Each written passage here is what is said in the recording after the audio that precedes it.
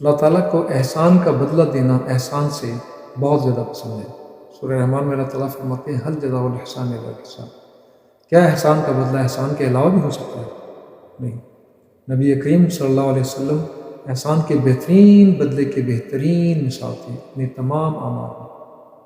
مطعم بن عدی جو کہ مسلمان نہیں ہوا، اس نے نبی صلی اللہ علیہ وسلم کی درخواست پہ طائف کی واپسی کے اوپر آپ کو اپنے 6 بیٹوں کے حصار میں تلواریں گلے میں لٹکا کے مکہ میں آنے کی پناہ دی اور آپ کو طواف کروایا، گھر چھوڑ کے آئے۔ نبی کریم صلی اللہ علیہ وسلم نے بدر کے موقع پر جب سامنے 71 قیدی مشرکین کھڑے تھے، آپ نے فرمایا اگر آج مطعم بن عدی زندہ ہوتا میں اس کی سفارش پہ ان تمام کو چھوڑ دیتا۔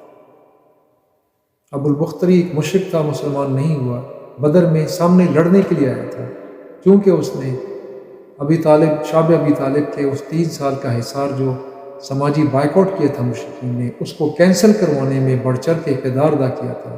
بدر کے موقع پر جب وہ سامنے آیا، نبی صلی اللہ علیہ وسلم نے فرمایا جس شخص کے سامنے ابو البختری آ جائے اس کے اوپر تلوار نہ چلا۔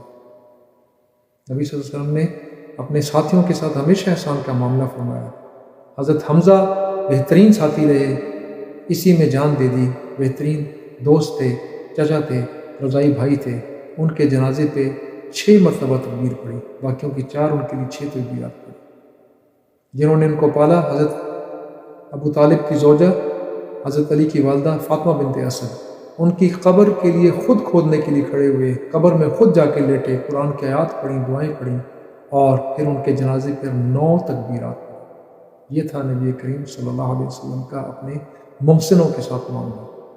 اپنے آخری وقت میں دنیا سے جانے سے پہلے نبی کریم صلی اللہ علیہ وسلم نے اس بیماری کی حالت میں جا کے بقیع میں، جنت البقیع میں جا کے ان شہداء کے لیے دوبارہ سے دعا پڑھی۔ یہ احسان تھا، احسان کا معاملہ تھا جو نبی کریم صلی اللہ علیہ وسلم نے تمام لوگوں کے ساتھ کیا۔ اللہ تعالیٰ نے سب کو اس عمل کرنے کی توفیق عطا فرمائے۔